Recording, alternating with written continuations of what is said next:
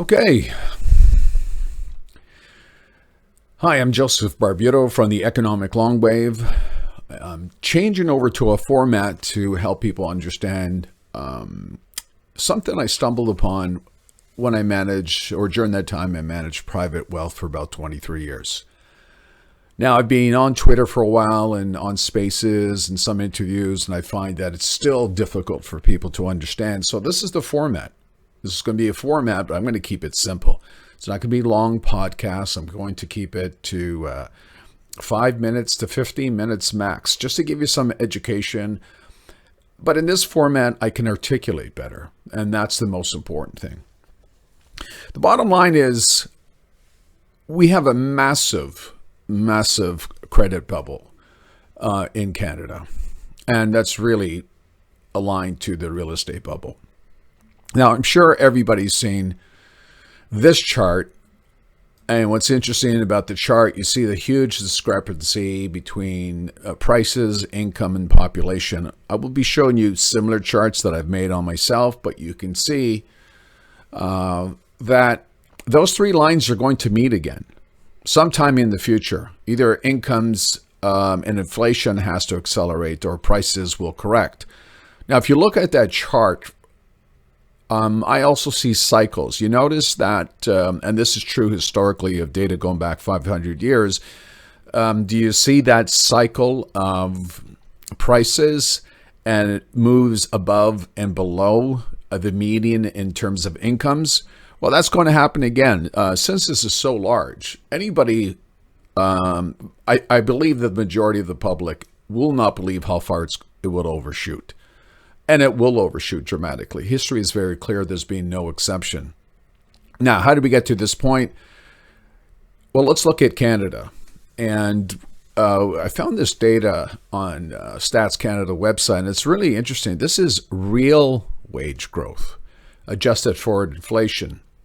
And this gives you really a good idea of how well the average Canadian was doing up until 1990, and then pretty much we've had stagnant wages. So asset prices never went beyond 2 or 3 times income historically. Now, what happened after 1980 is that we had the price of credit fall. We call it the monetary wave within the long wave, where the price of credit is falling, which allows and fosters Ponzi finance. Now, that is finished. We had falling interest rates from 81 to 2021, 22. Well, that game is over. And that means prices, specifically real estate prices, will correct to the downside. One other point, simply as a student of history, is take a look at the 1930s. Even though we had the Great Depression and nominal wages fell, real wages actually went up simply because of deflation. So, the majority of Canadians were working at the time. Of course, there was a lot of unemployment, but again, if they were working, their standard of living actually improved dramatically. Asset prices became cheaper, businesses became cheaper, products and services became cheaper, and this is how you acquire real wealth, not this Ponzi wealth. Anyways, I wanted to keep it short, and I will be doing a lot of these, probably 1 or 2 a day. I just wanted to start off with a simple introduction, and this is going to be an education. Now, so just, like and follow here on YouTube, where I'm going to place this, or even on Twitter. I want to know your inputs and questions. I can answer them, and actually legitimate questions.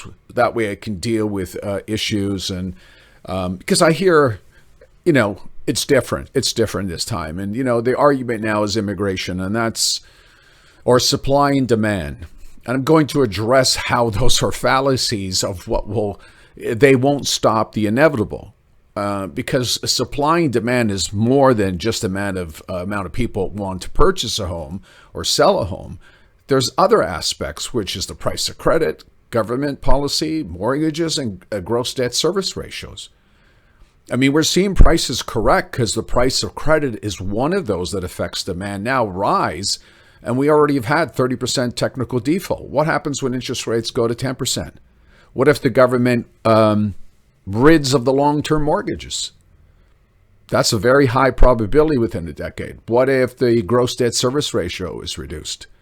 I mean, we can leverage all we want, but all we're doing is we're consuming from the future to bring it to today, and we've stretched that band. We stretch it as far as we can, and now that it's actually in the process of reversing. Anyways, I promise to keep it short.